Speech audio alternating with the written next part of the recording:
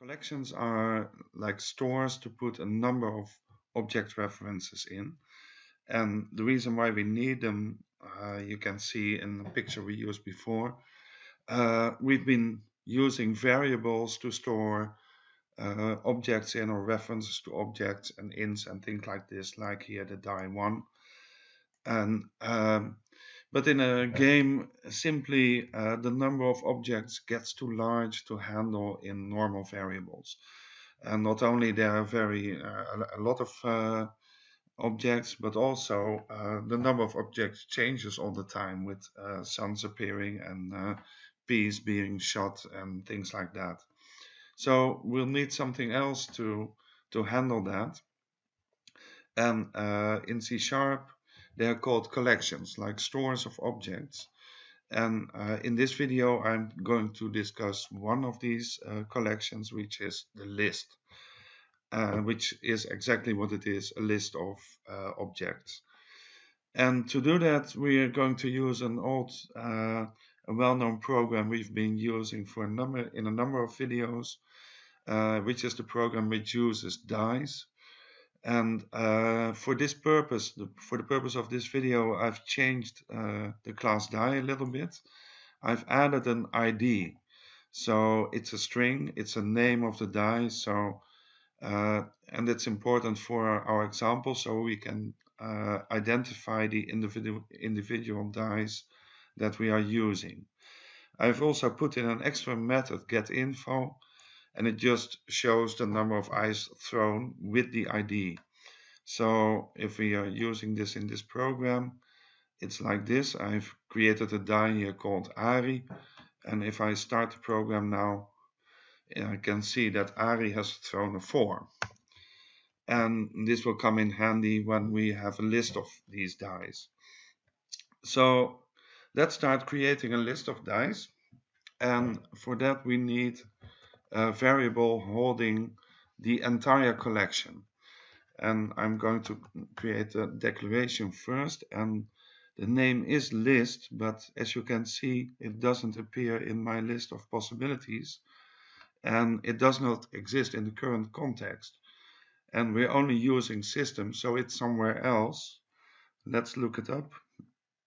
So I'm going to the online documentation, the Microsoft Developer Network, and I'll just find my list. And here it is. And as I can see that my list class is in the namespace system.collections.generic. So I'm putting in an extra line at the top.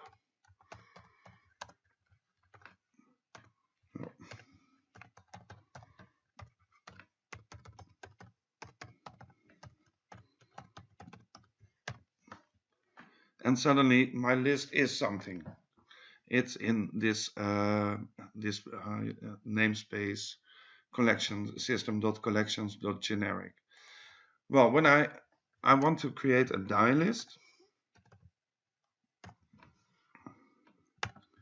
but there's still something missing, and as you look very carefully, there should be something else with the declaration, and the T here specifies the type of objects that should go in the list. So here we are creating a list of dice, so I'll put that in. And now the line is correct. Now if I want to use it, I'm going to create this is just a declaration of the list. So there isn't any list yet. So the first thing I have to do is create the list. And it's done using new. And again, I'll have to specify the type. And some people type this, but it's not correct because it still is a method, so I have to put in the brackets. So now I have a list, but there's nothing in it. So if I would do, there's just a space to put in the dice, but there's no die in it yet. So first of all, I'm going to put in a number of dice and since I want a really sizable collection, I'm going to put in 5 dies, and I'm using a for loop to do that.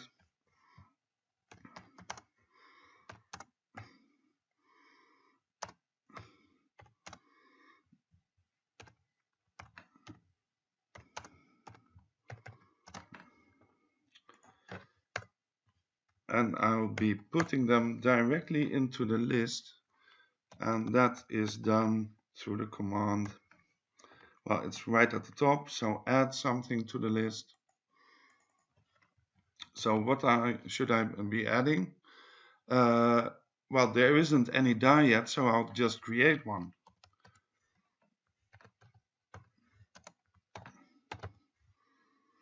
And now I'll use a trick to give them an idea. So I'll put in die and I'll append the number to it.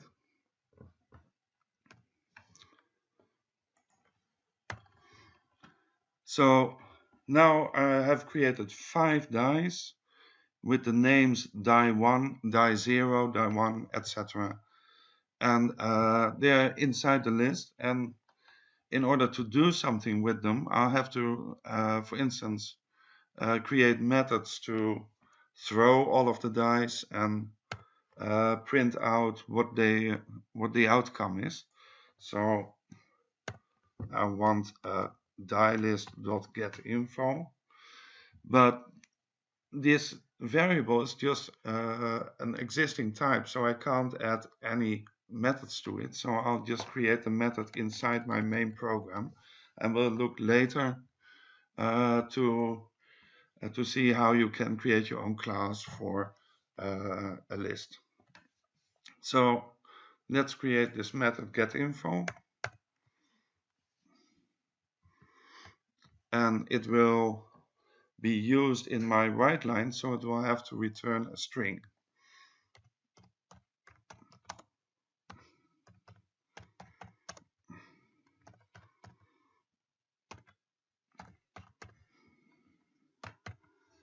So here's the header. So what am I going to do now? So I have to get all of the elements of my list and print the information that's inside it. So, and I already have the get info for the individual dice. So I'll just have to access all of the members of my list. And there's an extra loop construct for this, which is called the for each.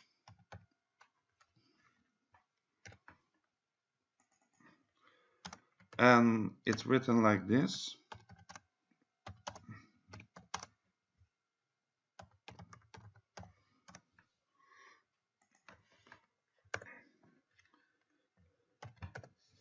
So I want to get from every element D, I want to use the get info. Well, that's a string, so I should do something with it, and we're using the same trick that we've used before. We start out with an empty string.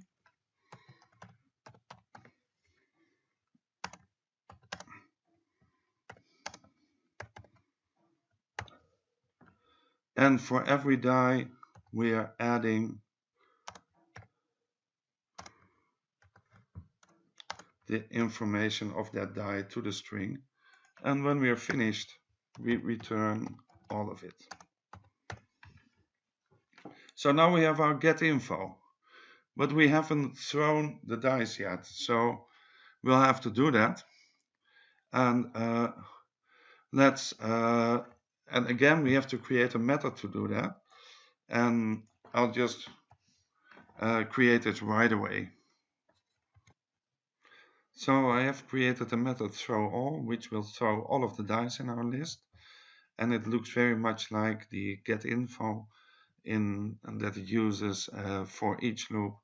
But instead of calling getInfo with all the dice, I will throw them. And so now we're ready to test our program. I've also put in the call for throw_all. The printing was already there, so now I can test.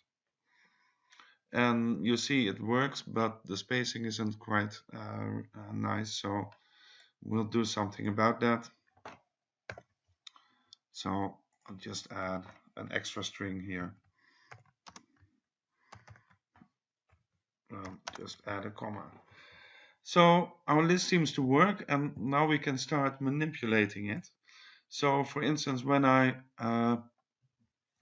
have this list, I can add elements, I can remove elements, and I can so it's a changeable list. So let's try something out. So I might do something like die list dot add new die extra,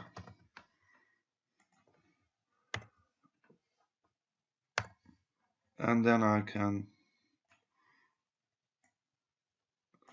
show all of them again and see what the outcome is. And now you see the first time we throw them, there were only 5, so the outcomes are here. And then the list will get 1 element longer, and there's an extra die to it. So there's some more methods we can use, like one of the features of a list is that the elements that are inside are ordered. So when I loop over them, I always get them in the same order. And I can use that, but this order, this list is not fixed. So I can do things like insert elements at a certain position. So if I type insert, now I can see that I can put in a die at a specified index. So let's put one in at the index 2, which means it will be the third element since the first 2 are 0 and 1. And I'll make a new die, and I'll call it, because it's squeezed in, let's call it squeeze. So again, if I run the program, it will appear here at the third die in the list. And what I can also do is remove one. So let's do that also. Remove. I can also remove at a certain position or remove all of the elements, but I'm going to use this one. And now I'll have to put in a die here, so let's get one out of the list by naming it, and that's done like this.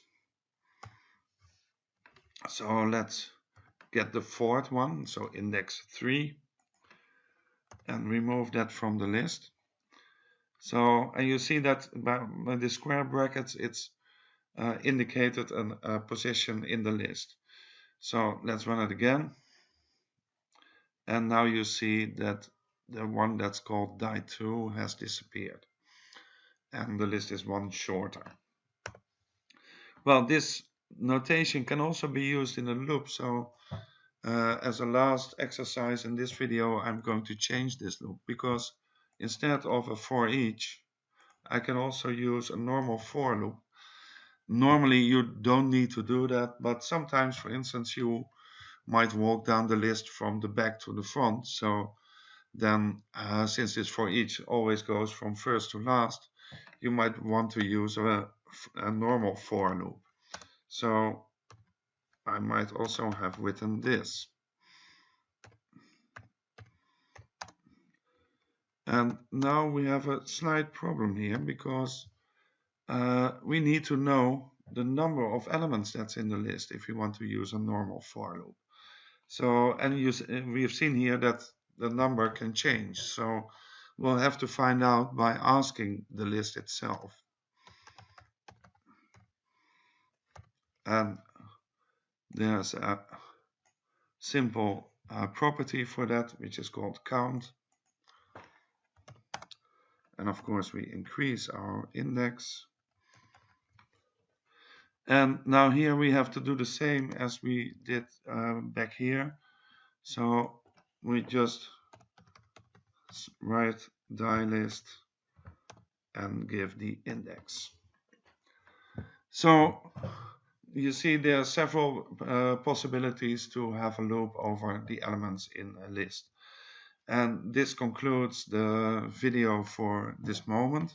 We'll look later into how you make a class from all of this, because right now we have a nicely working list, but there's one problem, because all of the methods that involve using the list are in our main DICE program, and we would like to put them in their separate class.